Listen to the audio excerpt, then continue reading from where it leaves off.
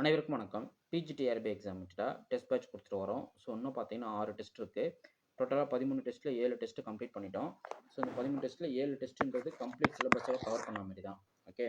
So, PGTRB வந்து இந்த மந்தோட உங்களுக்கு வந்து டெஸ்ட் ஷெட்யூல்லாம் கம்ப்ளீட்டா க்ளோஸ் பண்ணிடுவோம். நெக்ஸ்ட் பார்த்தீங்கன்னா நவம்பர்ல ஸ்டார்ட் பண்ற நியூ பேட்ச்.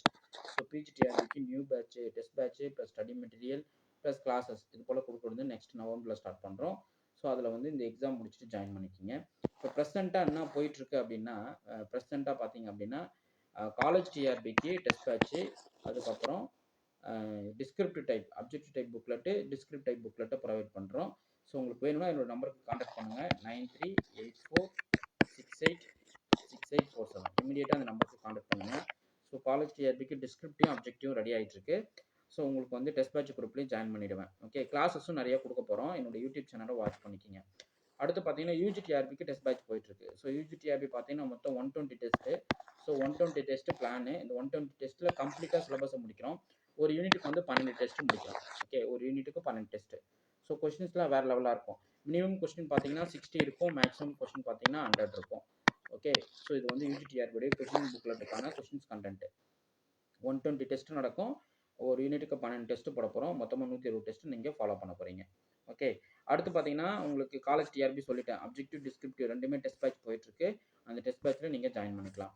ஸோ நெக்ஸ்ட் பார்த்தீங்க அப்படின்னா இப்போ வந்து டிஎன்பிஎஸ்சியில் வந்து இயர்லி ட்வைஸ் வந்து எக்ஸாம் போட்டுட்ருக்காங்க. என்னென்னா ஸ்டாட்டிக்கல் இன்ஸ்பெக்டர், ஸ்டாட்டிக்கல் சப்பார்டினேட் ஆஃபீஸர், ஸ்டாட்டிக்கல் கம்பைனர், அது போல் சொல்லிட்டு ஒரு ஸ்டாட்டிக்கல் இன்ஸ்பெக்டர் எக்ஸாம் ஓரியன்டாக எக்ஸாம் போட்டுட்ருக்காங்க. அதுக்கு பார்த்தீங்கன்னா மேக்ஸ் மட்டும் நம்ம என்ன பண்ணுறோம், ஃபோக்கஸ் பண்ணி, அதாவது 150 கொஸ்டின், ஒரு கொஸ்டினுக்கு 2 மார்க் எடுப்பீங்க. அதில் இப்போ 300 மார்க் ஸ்கோர் பண்ணுற மாதிரி இருக்கும் அந்த எக்ஸாம். மொத்தம் 500 மார்க். அது 200 பார்த்தீங்கன்னா பேப்பர் 1.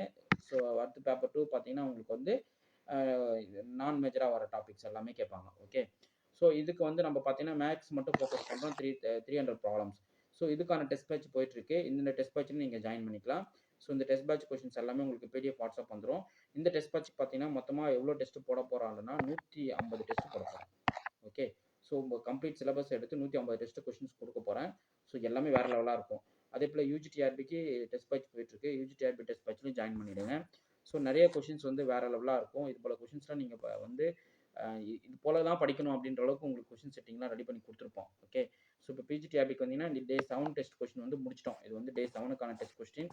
ஸோ இது எல்லா கொஷின்ஸுமே வந்து நறுக்காக கேட்டிருப்பேன். ஸோ எதுவுமே மிஸ் ஆகாது. அதுதான் ரொம்ப முக்கியம். நம்ம கேட்குற டெஸ்ட் பேட்ச் கொஷின் வந்து கொஷின் செட்டிங் வந்து மிஸ் ஆகாது. ஸோ தாண்டி கொஷின்ஸும் வராது. அந்தளவுக்கு நம்ம கொஷின்ஸ் ரெடி பண்ணியிருக்கோம். அதே போல் நீங்கள் தாராளமாக யூஜிடிஆர்பி டெஸ்ட் பேட்சில் ஜாயின் பண்ணிக்கலாம். நீங்கள் பாலிடெக்னிக் படிக்கிறதுனாலும் பாலிடெக்னிக் டெஸ்ட் பேட்சும் கொடுக்குறோம். ஏன்னா பாலிடெக்னிக் வந்து என்ன சொல்லுவாங்கன்னா இப்போவே வந்து நிறைய போஸ்டிங்ஸு ஃபில் ஆகிட்டு இருக்கு. பசங்களாம் யாரும் ஜாயின் பண்ணலை, அதனால் வந்து நிறைய டிபார்ட்மெண்ட்டை மூடுறாங்க அப்படின்ற மாதிரி கேள்விப்பட்டிருப்பீங்க. அதெல்லாம் கிடையாது. அது ஒரு ஓப்பன் சோர்ஸ். என்றைக்கா இருந்தாலும் அது எக்ஸாம் நடக்கும். கிட்டத்தட்ட பார்த்தீங்க அப்படின்னா அதுக்கு வந்து இப்போது ஃப்ரீக்வெண்ட்டாக ஒரு அனௌன்ஸ்மெண்ட் வரப்போகுது. 989 போஸ்டிங் வந்து அலாட்மெண்ட் கொடுக்க போகிறாங்க பாலிடெக்னிக் டிஆர்பிக்கு. ஸோ இதுக்கு வந்து நீங்கள் ரெடி ஆகிடலாம். இந்த போஸ்டிங் அலாட்மெண்ட்டுக்கு நீங்கள் வந்து ப்ரிப்பரேஷன் ஸ்டார்ட் பண்ணிவிடுங்க. பாலிடெக்னிக் டிஆர்பி கண்டிப்பாக போடுவாங்க. இப்போதைக்கு நம்ம ஷெடியூலில் இருக்கிறது படி பார்த்தோன்னா உங்களுக்கு வந்து காலேஜ் டிஆர்பி படிக்க ஸ்டார்ட் பண்ணுறேங்க. கண்டிப்பாக டிஎன் செட்டு ரிசல்ட் விட்டுட்டாங்க. ஸோ காலேஜ் டிஆர்பி வந்து எக்ஸாம் கண்டக்ட் பண்ண ஆரம்பிச்சிடுவாங்க. காலேஜ் டிஆர்பிக்கு ரெடி ஆகிடுங்க. எது அப்ஜெக்டிவாக டிஸ்கிரிப்டிவ் எதுவாக இருந்தாலும் நீங்கள் என்ன பண்ணிடுங்க, இப்போதைக்கு இருக்கிற நோட்டிஃபிகேஷனுக்கு டிஸ்கிரிப்டிவ் அப்ஜெக்டிவும் கொடுத்துருக்காங்க. அந்த பேட்டர்னுக்கு நீங்கள் படிக்க ஆரம்பிச்சிடுங்க. 100 மார்க் 100 மார்க் இல்லைங்களா? Objective 50 mark, descriptive 50 mark. So 100 mark எக்ஸாமுக்கு நீங்கள் படிக்க ஸ்டார்ட் பண்ணிவிடுங்க. ஓகே, டிஸ்கிரிப்டிவ் வந்து நம்ம எல்லா யூனிட்டும் வேணுனாலும் கொடுக்கலாம். இல்லை பர்டிகுலர் யூனிட் மட்டும் நான் நல்லா ஃபோக்கஸ் பண்ண போகிறேன், அதுக்கு மட்டும் கொடுங்கனாலும் கொடுக்குறேன். ஒன்றும் பிரச்சனை கிடையாது.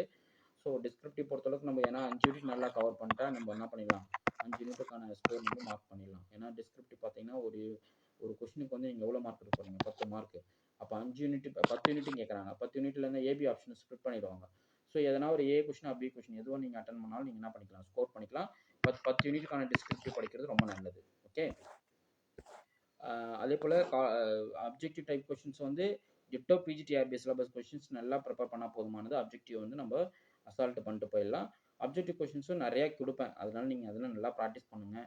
ஸோ நம்ம என்ன பண்ணணும்னா ஒரு எக்ஸாமுக்கு படிக்க ஆரம்பிச்சிருக்கோன்னா அந்த எக்ஸாமோடைய கண்டினியூஷன் வந்து அடுத்தடுத்த எக்ஸாம் நம்ம கிளியர் பண்ணிக்கிட்டே போவோம். ஓகே, அடுத்த சிஎஸ்ஆர் எக்ஸாமுக்கு டெஸ்ட் பேட்ச் போயிட்டுருக்கு. அந்த டெஸ்ட் பேட்ச்லையும் நீங்கள் ஜாயின் பண்ணிடுங்க. டெஸ்ட் பேட்ச் கொஷின்லாம் சிஎஸ்ஆருக்குலாம் ரொம்ப ஸ்டாண்டர்டாக கேட்டுப்பேன். அசால்ட்டு பண்ணிடலாம். ஸோ அந்தளவுக்கு சிஎஸ்ஆர் எக்ஸாம்னா ஒன்றுமே கிடையாது. 40 டேஸில் பிளான் போட்டு அடிச்சோம்னா சிஎஸ்ஆரை கிளியர் பண்ணிடலாம். ஸோ அந்தளவுக்கு ஒன்றும் கஷ்டமானது கிடையாது. ஸோ நான் பார்த்தீங்கன்னா 3 டைம்ஸு சிஎஸ்ஆர் கிளியர் பண்ணியிருக்கேன். 1 டைம் ஜேஆர்எஃப் வாங்கியிருக்கேன். ஸோ சிஎஸ்ஆர்ன்றது உங்களுக்கு ஒரு பெரிய விஷயம் கிடையாது. அதேபோல் கேட்டும் போயிட்டுருக்கு. ஸோ நீங்கள் எந்த எக்ஸாம் கேட்டாலும் அதுக்கான டெஸ்ட் பேட்ச் ரெடியாக இருக்குது. இன்ட்ரெஸ்ட் இருக்கிறவங்க டெஸ்ட் பேட்சில் ஜாயின் பண்ணிக்கலாம். ஓகே. ஸோ கிளாஸஸ் நாங்கள் ரெகுலராக யூடியூப்பில் வீடியோஸ் அப்லோட் பண்ணுவோம். அதுவே உங்களுக்கு போதுமானது. ஓகே. ஸோ இமிடியேட்டாக என்னோட நம்பருக்கு கான்டாக்ட் பண்ணுங்கள். உங்களுக்கு எந்த டீட்டெயில் வேணும்னாலும் 9384686847 இந்த நம்பருக்கு கூப்பிட்டிங்கன்னா உங்களுக்கு டீட்டெயில் வந்து ஷேர் பண்ணிடுவோம். Okay fine. உங்களுக்கு இந்த வீடியோ பிடிச்சிருந்தா லைக் பண்ணுங்கள், கமெண்ட் பண்ணுங்கள், உங்கள் ஃப்ரெண்ட்ஸுக்கு ஷேர் பண்ணுங்கள். தேங்க்யூ.